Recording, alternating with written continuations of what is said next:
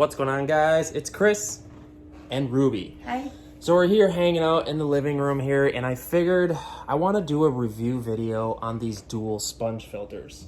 Where did I put this? How about you hold this and tell us about the dual sponge filters? What? You're doing this right No, I'm now? just kidding. So Okay. I guess I looked on YouTube and I saw some videos on the dual sponge filter and setting it up, and what some people were doing is giving pros and cons to the dual sponge filter. So maybe we'll kind of just run with the same idea.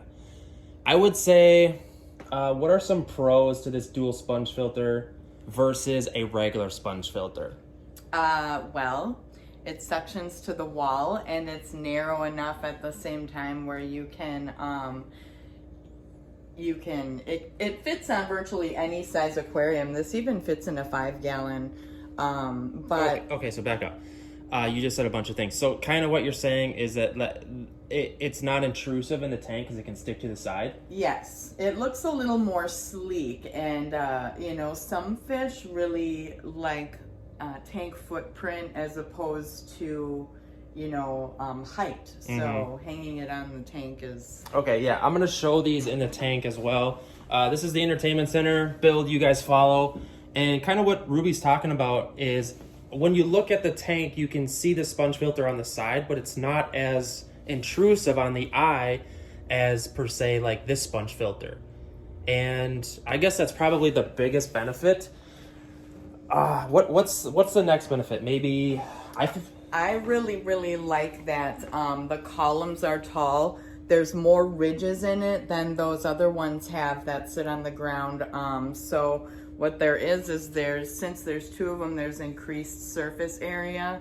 So I believe that they don't get clogged. They run a stronger current for longer than the ones that sit on the ground. Okay, so yeah, I guess that is a benefit. There's actually two sponges in the unit itself, and so there's a lot of surface area is what she's kind of saying. Long story short, I guess.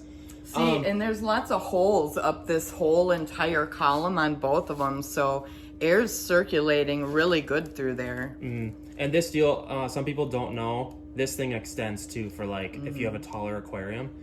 A lot of people don't know too, like the shallower you have these as far as depth in the aquarium, that the better or the easier the flow goes through the whole unit. Say like if it's in a deeper tank, like a 90-gallon, the air is gonna have to push harder and less flow or more pressures on the unit. So the shallower it is, the better. I rarely see them where they're like this, as opposed to higher up. Although it looks kind of cool.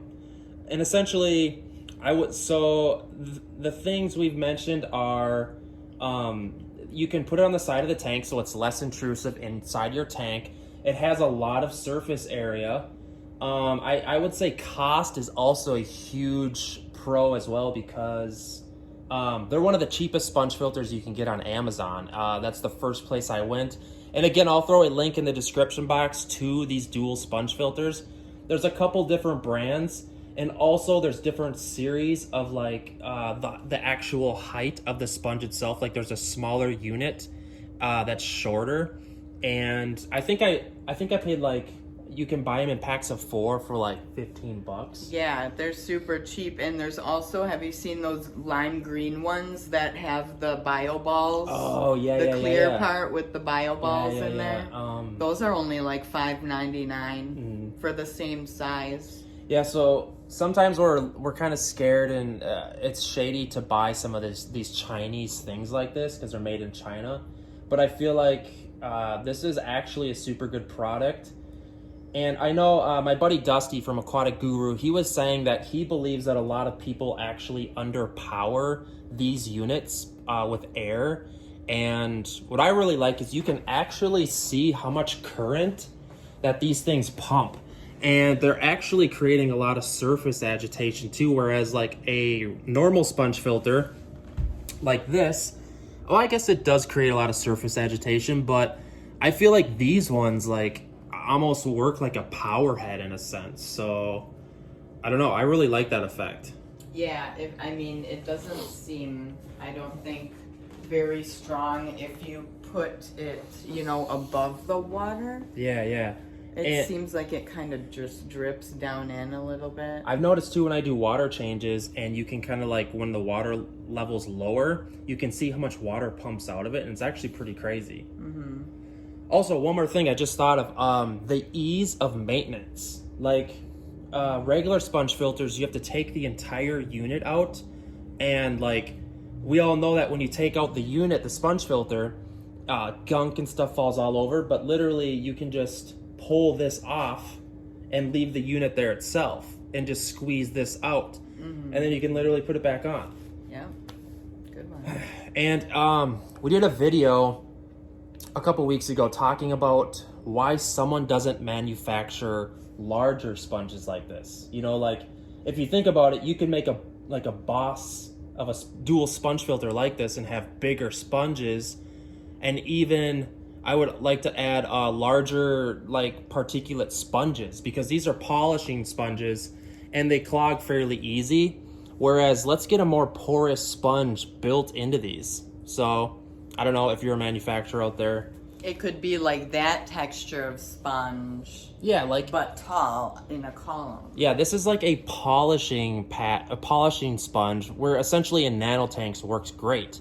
But make a bigger, larger form of this where it's a more porous sponge.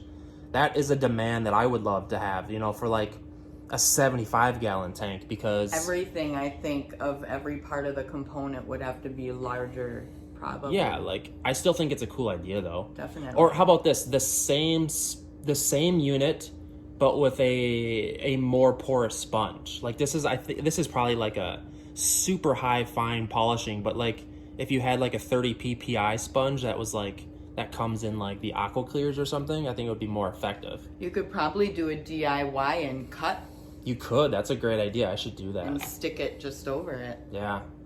Or if what kind of sucks is like getting a tight seal. Like sometimes you can cut with a knife a hole, but getting that tight seal around there is really kind of beneficial. But I think they have tools that can like melt designs into foam. I don't know, that's way too technical for us. So you could probably just stab it through there. Yeah. Maybe.